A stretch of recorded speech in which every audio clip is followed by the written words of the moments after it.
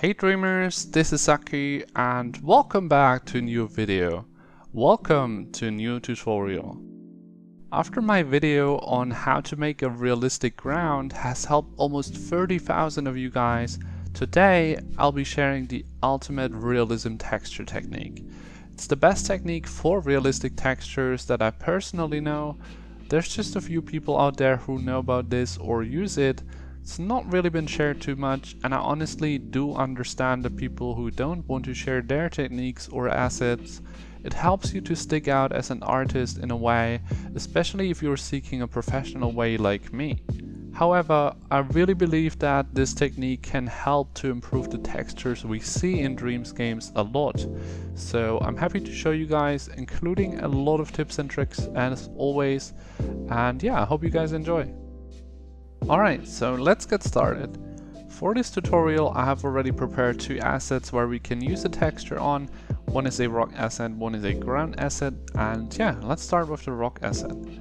What we did in my realistic ground tutorial was pretty much take a sphere and we put a hole into it, and you can also split it in two if you want to, but yeah, what we did now is pretty much spin this one and then we just start smearing on the surface with surface snap activated, and like that we create a really nice texture already. But the problem with this technique is that you will always have little flying things everywhere. Now you could technically just go in and actually just, blend something in again, and this would also make a nice texture. This is how we did it with the realistic ground, and then we just make a few adjustments, and when you subtract again it also looks pretty cool. But yeah, with this technique we go one step further and kind of avoid those flying little things, and what we can do is actually, once we have this, we can stretch it further, make it smaller again. In that way this circle kind of gets thinner, and this creates a really nice setup to create realistic textures. We can do this over and over again, how many times we want. And this is actually a really nice way to create realistic textures super fast and super clean. And now we can go over and just smear like that. And you see it creates a nice texture already. And just by going like that we can also make it really fast because this circle is quite big. And you can see how fast we create this texture, how nice it is looking, and this is not the highest quality. We will come to that later. What it leaves a little bit is like circles everywhere, but we can avoid that by also making it smaller and just mirroring, especially at the places where you can see it a little bit more. And also by spray painting we can later on adjust the color quite a bit.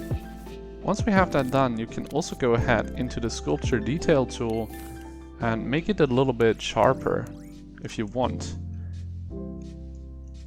And that way you can actually see the texture a bit more. And another way is to go into the looseness tool. Here you can also just go in and make it sharper or more loose depending on how you want it. You can also soft blend it and just make a few of these places just a little bit more loose. It's definitely a nice technique to combine it with. And now what we have set up is actually even better, because now when we take a normal sphere again in the stamp mode, stop spinning please.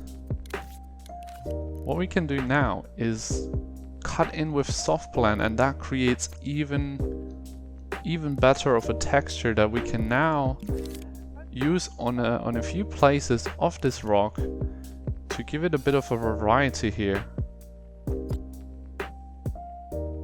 and create really cool textures. You can also try around with different kind of colors, for example browns or something.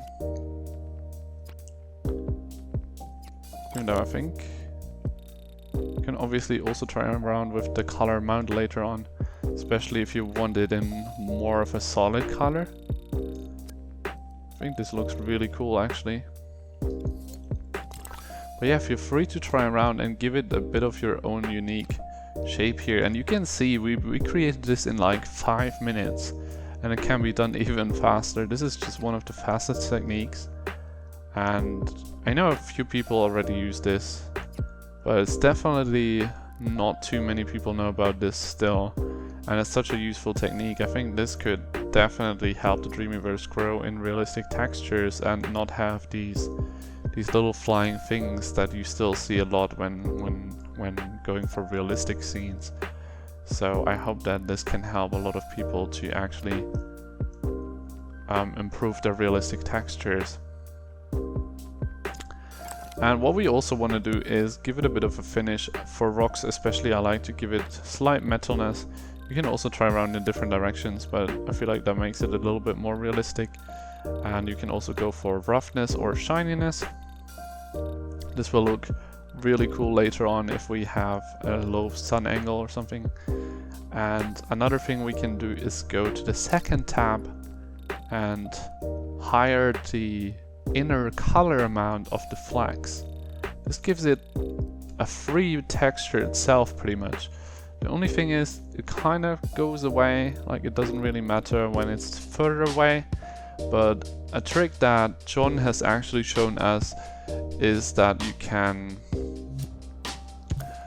change the flag perspective here if you just type in a number like 0.4 maybe. Now you can also see it further away still, but yeah, depending on what you want here. Like here you can see the difference slightly. This is just minor detail, but it's definitely useful in some situations as well. You can obviously also put the impasto up a little bit, or the looseness if you want to have it stick out a little bit more. This can also be very useful in some cases. But yeah, I think this looks pretty damn realistic already, like a really, really nice texture. And I will also quickly show you how it looks on the ground asset. Here you can obviously do it in the pretty much same exact way. We just go ahead and make it bigger and bigger depending on how big we want it to be. And this time around I will actually use some brown color so you can also see how this will look like. Now as you can see here, the finished version, we can see the circles a little more here, so we can also go ahead into the spray paint and then we can kind of smooth it out a little bit, make it less visible. You can also just completely go ahead and make it solid if you want to, and also still play around with the solid color amount. Here you can see how it does look a little bit muddy, and also looks really good if we make it more shiny here.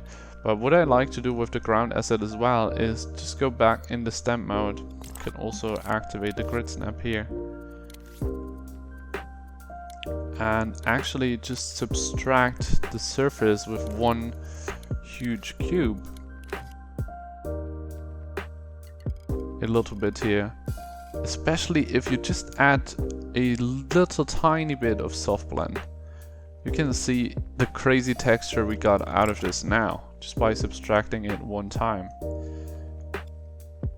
And now, same thing as before, you can actually just go ahead and subtract even more.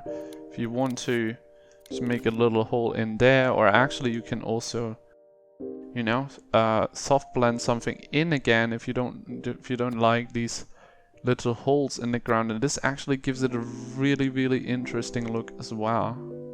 Almost like as if there's a little bit of a paddle or something in here. Makes me wonder how it looks if we make it quite dark, almost black. Wow. What is that? I just figured randomly a way of making really cool looking puddles and splashes of water in the ground. That's amazing. What? How's that working? I'm actually surprised myself right now while doing this tutorial how this comes out. Funny, but very cool. So now especially you can see it. If we put a low sun angle, you can actually see how crazy this starts to look like, even though it also looks very good if we have it quite rough. And here you can definitely also still play around with, you know, the quality options. Can make it increase the detail even more. It looks crazy detailed, but it may gives you quite a high graphics terminal. But it's still very usable if you just, you know, make the quality less. Might look even better in some cases. And the cool thing is with this texture, it is so detailed that you can still scale it up very big and it still looks pretty damn good. As you can see here as well. It looks really amazing still. So yeah, I hope that this video was helpful to you guys. I believe that it can improve the realism textures in the Dreamweaverse a lot, especially since a lot of people still don't know about the technique. But now it's out there, so go ahead and make use of it. Feel free to share your creations with me. Tag me on Twitter or Instagram, and I would love to see your creations. And yeah, if you enjoyed this video, please give it a like, some feedback, and definitely make sure to share it with others so they can learn these techniques as well, and the whole community can improve. Also make sure to subscribe to the channel and ring that bell if you haven't already for more videos like that. I'll see you in the next one.